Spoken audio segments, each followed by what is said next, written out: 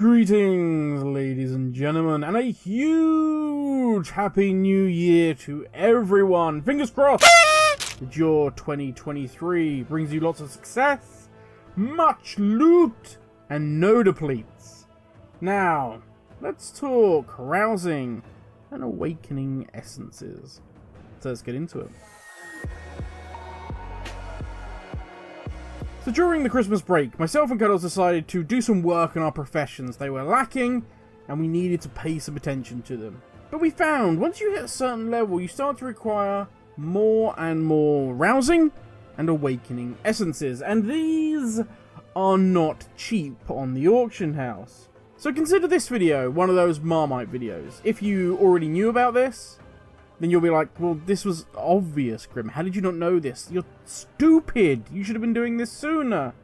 And for those of you like us that didn't know, well, fingers crossed this is helpful.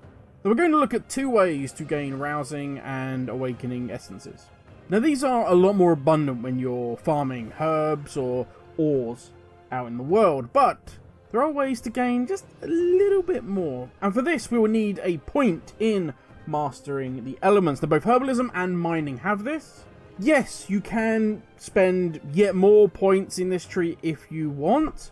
Realistically, you only need to unlock the elemental mastery and then to put a point in it, just so you gain overload elemental deposit or overload elemental herb. Because this is a new ability we gain that I didn't even know about. I specced into the mastering the elements, didn't even know this was there. Yes, sometimes it does pay to read things. I'm stupid. Now, this is a spell, if you like, that's in your spellbook under the general tab. And basically what it's going to do is empower the ores and the herbs that have the slightly different affix name. So if it's a frigid one or a primal vein, something like that, that's going to enhance what this is going to give you from that. So, as I say, frigid is going to give you more frost, primal veins, which kind of give you a range of different ones. Then the big one to look out for is the Titan Touched, because that, my friends, is going to give us Rousing Order. Yeah, the big one, the expensive one. Now, whenever you use the overload ability, the effect's going to change depending on the prefix of the herb. So, for instance, the frigid one generally spawns a frozen little rare that you have to kill, and as you're beating up the poor guy, bits of him chunk off. You can then click these chunks, even while fighting him, he won't fight back. Pick these chunks up and they will give you a decent amount of rousing and a random herb type, which is absolutely fantastic. You will gain a ton of this one. Now, also, if you see a Titan Touched, when you use your elemental overload on that, it's going to spawn a portal. Click the mining node first, gain that, because as soon as you click the portal, you're going to be TP'd off to somewhere else that has another mining node, and you do not want to miss out on that Titan Touched vein that you're next to. Side note here, once you've used your elemental overload power, they will go on cooldown for 12 hours. Now, you may be thinking, well, that sucks. I get to use like basically once a day. Thanks, Grim. This is a kind of shitty help video. Well, worry not, because if you continue to farm the related material, each resource harvested will drop the cooldown by a decent chunk. So actually you gain this back pretty fast by just continuing to mine or herb. Now, to give you an example of the increase in resources, I did one run without using the overload, and I gained 3 frost, I gained 4 order, I gained 9 earth, and I gained 15 fire. Those are all, of course, rousing.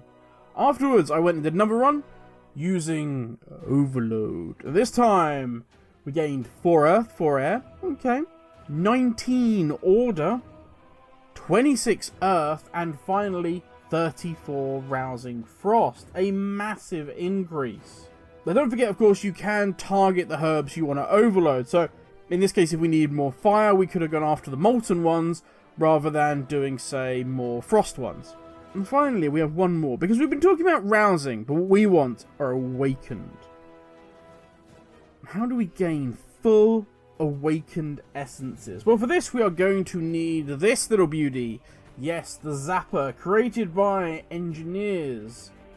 Plus, we're also going to need some empty soul cages. These are made by jewelry crafters. This can be tough one to gain. Because what this requires you to do is to trap the soul of a powerful elemental, meaning elites. And these have a habit of doing some sort of AoE stun just at the point of casting. It's really annoying. So basically what happens is once you activate the zapper, you will go into channel mode. You can't do anything else. You are channeling this ability.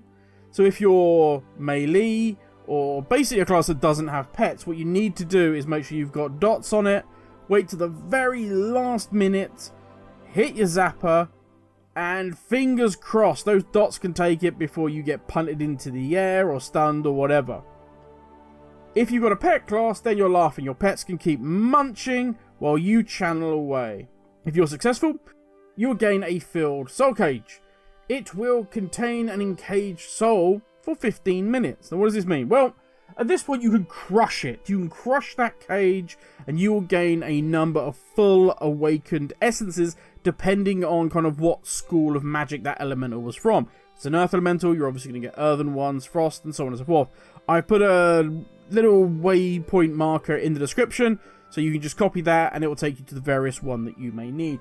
No, sadly there are no ordered ones yet, but we have a new zone coming. Maybe that will give us some. If you leave it the full 15 minutes, you'll gain a docile soul and a chance for a battle pet. The docile souls can be used in crafting patterns. I know there's a belt that I want to try and get on my DK, and that requires me to have these docile souls. And that's it. Rousing and awakened essences.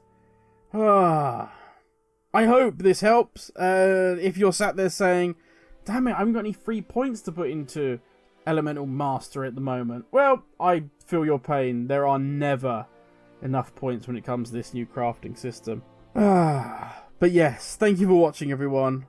Once again, a happy new year. I hope it's a successful one for everyone. And I'll catch you all in the next video. Laters.